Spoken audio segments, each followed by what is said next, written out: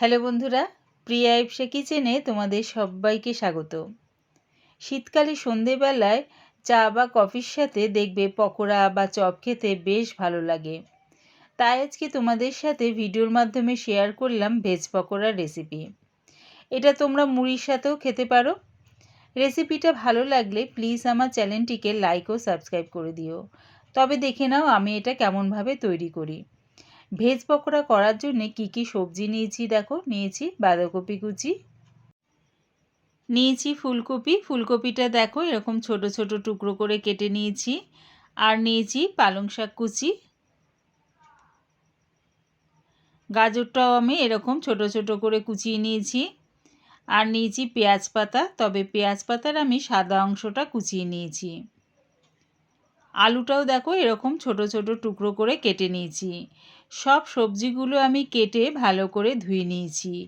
এবারে সব সবজিগুলো একটা বাটির মধ্যে ঢেলে নিচ্ছি।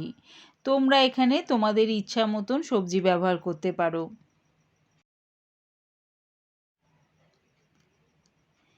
এবারে এর মধ্যে দিয়ে দিলাম পেঁয়াজ কুচি, ধনেপাতা কুচি, 3টে কাঁচা লঙ্কা কুচি, দিলাম হাফ চামচ আদার পেস্ট আর হাফ চামচ রসুনের পেস্ট। তোমরা চাইলে রসুন আর আদাটা কুচিয়ে দিতে পারো। কালারের জন্য দিলাম সামান্য একটু হলুদ গুঁড়ো আর দিচ্ছি হাফ চামচ লঙ্কার গুঁড়ো। বেশ একটু পকোড়াটা ঝাল ঝাল হলে ভালো হয়, তাই ঝালটা সম্পূর্ণ নিজেদের স্বাদ অনুযায়ী ব্যবহার করো। দিলাম 1 চামচ চাট মশলা আর স্বাদ অনুযায়ী নুন। এবারে দিয়ে দিলাম 3 চামচ বেসন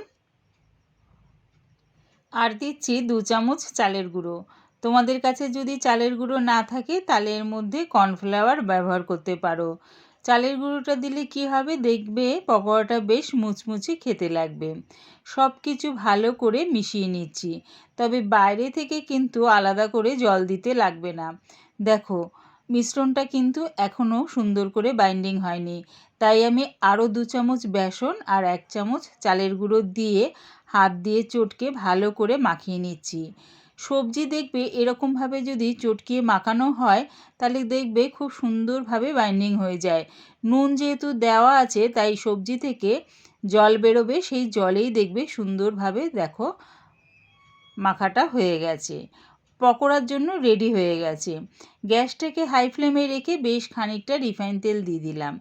তেলটা প্রথমে ভালো করে গরম করে নিলাম, তারপরে গ্যাসটাকে মিডিয়াম টু লোতে করে ছোট ছোট করে দেখো পকোড়ার সাইজে আমি ছেড়ে দিচ্ছি।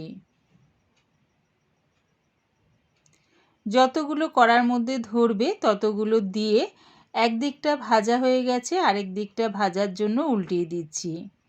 এর থেকে বেশি আর কিন্তু দিও না, যতগুলো দেখবে কড়ার মধ্যে ধরছে আর নাড়াবার জন্য বেশ খানিকটা জায়গা রাখবে, তাহলে দেখবে খুলেও যাবে না, পকোড়াগুলো খুব সুন্দরভাবে ভাজা হয়ে যাবে।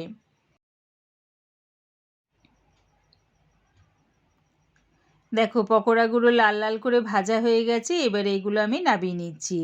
তবে পকোড়াগুলো কিন্তু গ্যাসটাকে হাই ফ্লেমে করে ভেজো না, তাহলে দেখবে বাইরে থেকে এগুলো হয়ে গেছে অথচ ভেতরটা কাঁচাই থেকে গেছে।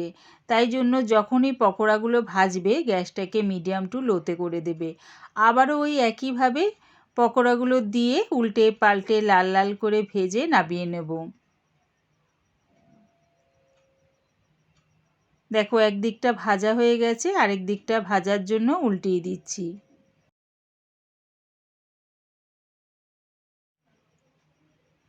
দেখো পকোড়াগুলো লাল লাল করে ভাজা হয়ে গেছে, এবার এগুলো নামিয়ে নিলাম। ওই একইভাবে সব পকোড়াগুলো আমি এরকমভাবে ভেজে নামিয়ে নেব। শীতকালে সন্ধেবেলায় একবার আমার মতন করে চা বা কফির সাথে বা এটা মুড়ি দিয়েও ভেজ পকোড়া খেতে ভীষণ ভালো লাগবে। বানিয়ে খেয়ে দেখো কেমন হয়েছে কমেন্টের মাধ্যমে জানিও। পুরো রেসিপিটা দেখার জন্যে প্রিয়া ইপসা কিচেনের থেকে তোমাদের সবাইকে অনেক ভালোবাসা রইল। আমার এই ভেজ পকোড়া রেসিপিটা ভালো লাগলে প্লিজ আমার চ্যানেলটিকে সাবস্ক্রাইব করে দিও।